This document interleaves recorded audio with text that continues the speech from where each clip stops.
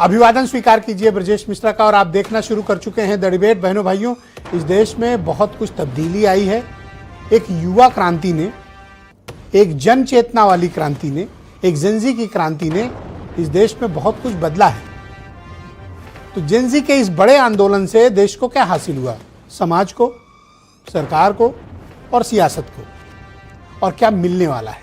आज इस विषय पर हम खुली और पूरी चर्चा आरंभ करते हैं। बहनों भाइयों, जंतर मंतर पर जो कुछ भी हुआ वो सिर्फ एक आंदोलन मात्र नहीं, एक मिनी क्रांति थी। और इसको कोई व्यवस्थित तरीके से किसी राजनीतिक दल ने आयोजित नहीं किया था। ये भारत के उन करोड़ों युवाओं की आकांक्षाओं का प्रतीक था जंतर मंतर, जो अपनी मांगों को लेकर, अपने हक और हुकूक को लेकर सड़कों पर थे, प्रदर्शन कर रहे थे। ये कौन है? ये वो नई पीढ़ी है बहनों भाइयों, जो अपने हक के लिए, अपने राइट्स को लेकर बेहद जागरूक है।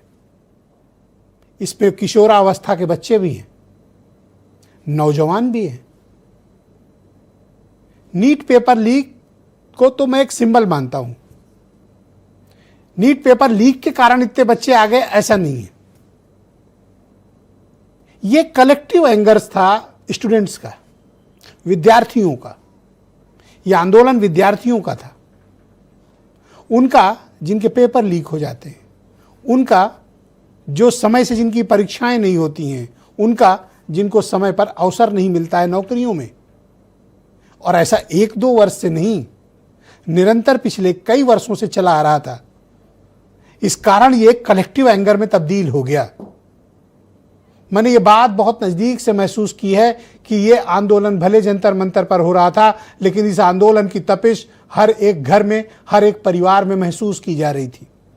वो किसी भी विचारधारा से ताल्लुक़ रखने वाला परिवार हो, वो किसी भी राजनीतिक दल से जुड़ा हुआ परिवार हो, वो आम आदमी का परिवार हो, वो खास का परिवार हो, हर कोई, हर घर में इस जंतर मंतर के आंदोलन की तपिश, गर्मी मौजूद थी। घरों में विभाजन की स्थिति थी। जिनको भारतीय जनता पार्टी के कामकाज के तरीके पर सहमति रही है, उनके घरों में बच्चों ने इस पूरे मामले पर गृहयुद्ध छेड़ दिया। जवाब देना माता पिता को भारी पड़ रहा था। बच्चे आंदोलन में शामिल होने के लिए बेकरार थे। कितने बच्चे अपने अपने घरों से भाग के जंतर मंतर पहुंच गए और उस आंदोलन में शामिल होने के लिए वो कुछ भी करने पर आमादा थे। उनको फोमो हो रहा था, फियर ऑफ मिसिंग आउट। ये जेनजी की भाषा है बहनों भाइयों। इनकी शब्दावली अलग है, इनका आचरण अलग है, इनके व्यवहार अलग हैं, इनके खाने अलग हैं, इनके तौर तरीके अलग हैं। हम लोग जिस माहौल में पले बढ़े हैं और जिस तरह के माहौल में, ये बिल्कुल अलग हैं। हम में और उनमें एक जनरेशनल गैप आ गया है। सरकार में और इन विद्यार्थियों के बीच कई पीढ़ी का अंतर है। तो इनके थॉट प्रोसेस बिल्कुल अलग है, इनके सोचने का तरीका अलग है। बहनों भाइयों, ये उस वाली पीढ़ी से बिलोंग नहीं करते हैं जिसमें हम आप हैं। ये ऐसी पीढ़ी है जो जागृत समाज है, जो आर्टिफिशियल इंटेलिजेंस से युक्त है, जिसके पास सूचनाओं का अंबार है, जिसके पास दुनिया में कुछ भी कर देने के लिए स्टार्टअप्स हैं, जिसके पास छा जाने के लिए दुनिया भर में अवसर हैं, जिसके पास सूचनाओं का अंबार है, जिसके पास मजबूत ब्रॉडबैंड के इंटरनेट है। ये वो कम्युनिटी है। इसने क्रांति की है। भारत की सबसे ताकतवर हुकूमत को अपना फैसला बदलने के लिए और अपने सबसे ताकतवर मंत्रियों में से एक का इस्तीफा लेने के लिए बेबस और मजबूर कर दिया। यह मामूली उपलब्धि नहीं है, यह एक असाधारण उपलब्धि है। प्रत्येक युवा, मैं गाली गलौज को इंडोर्स कभी नहीं करता, लेकिन जिस क्रिएटिविटी के साथ इस आंदोलन को डिजिटल और धरती पर उतारा गया, वो इसके पहले के भारत ने कभी नहीं देखा था। नए भारत ने नए किस्म का आंदोलन देखा है। सरकार भी हतप्रभ है, सुरक्षा बल भी हतप्रभ है, मीडिया भी हैरान है, समाज भी हैरान है। ये क्या हुआ? बहनों भाइयों, बरसों के परेशानियों से, पेपर लीक की वजह से इनके मन के भीतर आग थी। वो तो वक्त रहते सरकार समझ गई, चीज़ें सेटल हो गई वरना एक अंतहीन मसले की तरफ यह मामला बढ़ चुका था। लेकिन इस आंदोलन में जो क्रिएटिविटी दिखी वो एक अजीब किस्म की थी। और ये जेनजी हैं, अभी जेन अल्फा वाले तो बाकी हैं। इन्होंने आंदोलन में, इनको मुख्य धारा की मीडिया में भले इग्नोर रहे हूं, लेकिन इन्होंने खुद का मीडिया क्रिएट कर लिया। और वो मीडिया इतना प्रभावशाली था कि ये 20 सेकंड की रील में पूरी बात कह देते थे। दिल्ली पुलिस के बर्बर लाठीचार्ज का विषय रहा हो, या फिर जो हिंसा फैली उसका विषय रहा हो, या फिर इनका निगोशिएशन। इस युवा क्रांति ने जनचेतना को बदला है। और बहनों भाइयों, जब जन चेतनाएं बनती हैं तो सरकार को अपनी नीतियां, अपनी पॉलिसीज बदलनी पड़ती हैं और जनता को भी उसी प्रकार से व्यवहार करना होता है।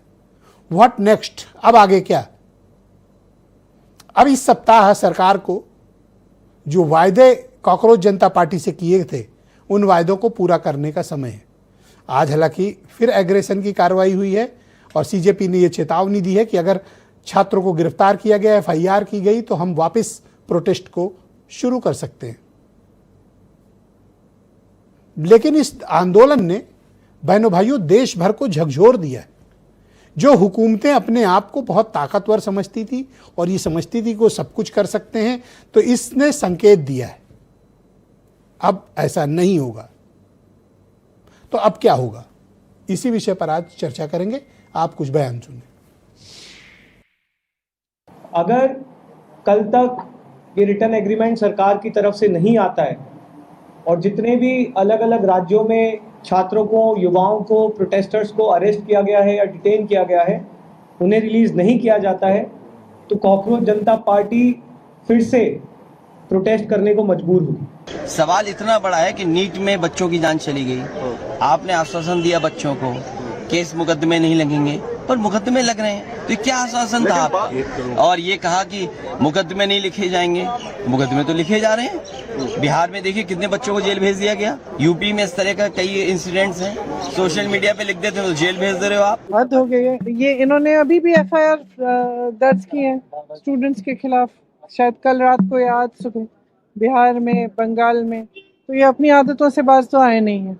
जो लड़कियां गई थी प्रोटेस्ट में, कई लड़कियों के पेरेंट्स को फोन आ रहे हैं, उनको धमकाया जा रहा है कि तुमने अपनी लड़कियों को भेजा। क्या मतलब है? क्या हमारे देश में लड़की प्रोटेस्ट नहीं कर सकती? विपक्ष के पास एक मौका है कि आप अपना असली चेहरा दिखा सको, मगर उन्होंने छात्रों के परीक्षाओं को सही ढंग से कराने की नीयत दिखाने के बजाय ये कड़े कानून के विरोधी हो रहे हैं। इसका मतलब कि क्या पेपर लीक करने वाले लोग, उनसे सहानुभूति कैसे दिखा सकता है विपक्ष? ये बड़ा एक विषय आया है।